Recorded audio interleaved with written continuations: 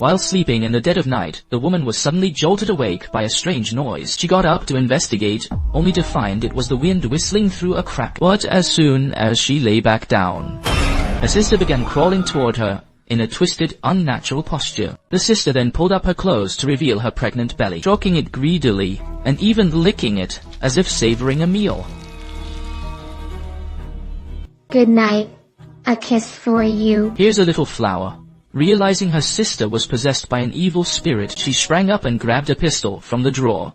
But the sister simply reached out and pressed a finger against the muzzle. As the Saint Spirit bell chimed, the sister vanished into thin air. Then a mind-eroding whisper echoed in her ears. She tried to stay conscious by ringing the bell, but her mind quickly faded, and she collapsed into unconsciousness. Just like that, Yandere and her sister disappeared. From the clues left behind, the family realized that this was all the work of the legendary evil spirit, Dayu. As they followed their guide Yunxi into the forest, she explained that Dayu despises soldiers above all else. Yak, the eldest brother, must be especially careful. Yunxi gave them Saint Spirits for protection, explaining that the bells would chime whenever a supernatural threat was near. Shortly after entering the eerie forest, Yade saw a vision of Yi. He chased after the ghost, but after only a few steps he was separated from the group. While searching for him, the group heard a series of strange guttural roars. Yunxi warned them that these were Pankang forest monsters that are massive, hunt in packs and feed on blood.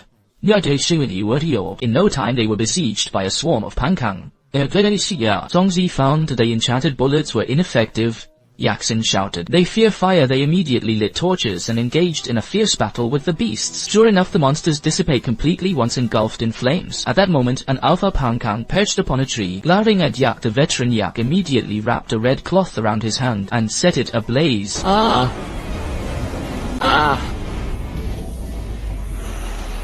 After the battle, the man warned them that modern weapons are useless in this forest. They must follow his lead, or they will all perish here. Meanwhile, as Yahinin was washing her hands nearby, the Saint Spirit on her suddenly chimed and a corpse surfaced from the water.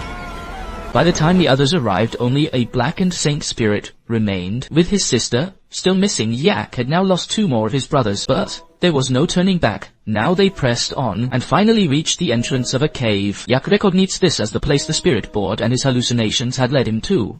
Entering the cave, they discovered ancient murals covering the walls. Yahin explained that this was not a sacrificial ritual, but a warning left by a high monk to suppress the evil spirits. Suddenly, the cave began to tremble violently. A giant python lunged from the shadows, and as if trapped in an illusion, the 4 were separated once again. Yak reacted swiftly and severed the snake's head. He thought this would kill it, but in the blink of an eye, a human head sprouted from the severed neck. After Yak hacked off the head again, the 2 hurried to escape. Little did they know, after they left, the 2 headless bodies picked up the heads and reattached them. Meanwhile, deep within the cave, Zongxi and his companion were ambushed by Yahin and the Komu tribe. During the struggle, Zongxi suddenly remembered the Saint Spirit. Clutching it in his fist, he threw a powerful punch, and it proved remarkably effective. On the other side, Yak and his companion fled for their lives. Finally, they spotted their family deep within the cave. Yak was stunned to find Yandere there, who should have been safe at home. Yak realized the enemy had gone to great lengths to lure them here. Their goal was to use them to awaken the ancient evil spirit. But just as Yak tried to pull Yi away... Wait, what is this?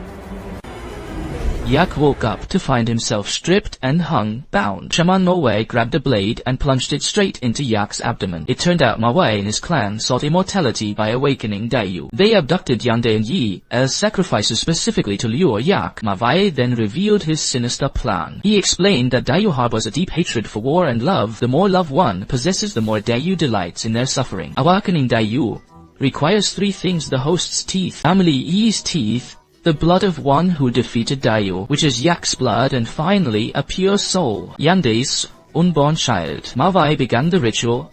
As the blood merged, the Hell's Gate swung open. Just as Yandere and the infant were to be sacrificed at the critical moment, Zongxi opened fire and wounded Mawei, but the clansman throttled him. Yaxin seized the opportunity to help Yak break free from his bonds. Yak grabbed his pistol and used the enchanted bullets to save Yandere. The other clansman vanished into the shadows. Zongxi told Yak that according to the ancient morals, mercury from the Saint Spirit must hit the evil spirit's forehead to destroy it. He had loaded the mercury into the final bullet. Success or failure rests on this one shot. As Kongwu reached for a weapon, His throat was slashed by a black-clad female ghost who appeared out of nowhere. She is the very ghost who kidnapped even Yaxin is no match for her, and is eventually killed by the spectre. Yak looks back, but the ghost has already vanished once more. Then the bodies of Yaxin and Kongmu disappear from sight as well. Amidst the chaos, Yanda suddenly goes into labor. The situation is critical. With no one to deliver the baby, Yunxi is forced to take charge. Little do they know the dying Mowai chooses to sacrifice his own soul to summon Daiyu with his final remaining energy. The child is finally born, a healthy baby boy, and his cries echo throughout the entire cavern. Just as everyone celebrates, a hand suddenly pierces through Yunxi's chest. Daiyu has been awakened after all. He crawls out from Hell's Gate, descending upon the world once more. He vows to possess Shi Yi's body and devour everyone in his path. At that moment, the spirits of Yaxin and Kongmu appear. Yaxin realizes the newborn's amniotic fluid is sacred. Its life force has the power to suppress the evil spirit. Daiyu is distracted by Kongmu. Yak coats his dagger with amniotic fluid and plunges it into Daiyu's body. Yak pulls the saint spirit from his neck and presses it against Daiyu's forehead, then draws his pistol and fires, driving the saint spirit into his skull. But Daiyu shows no sign of vanishing completely, so Yak directs Daiyu into the pool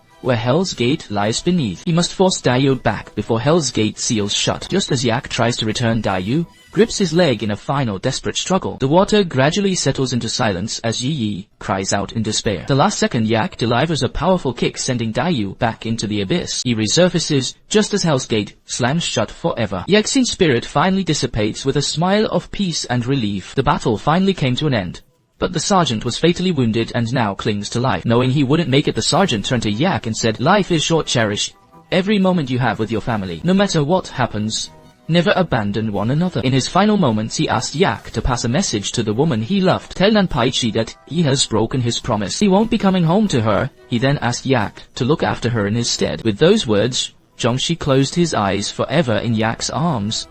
And so concludes the story of Death Whisperer, Part 3. Yunxi is gone forever when the evil spirits return once more. How will they face the coming darkness?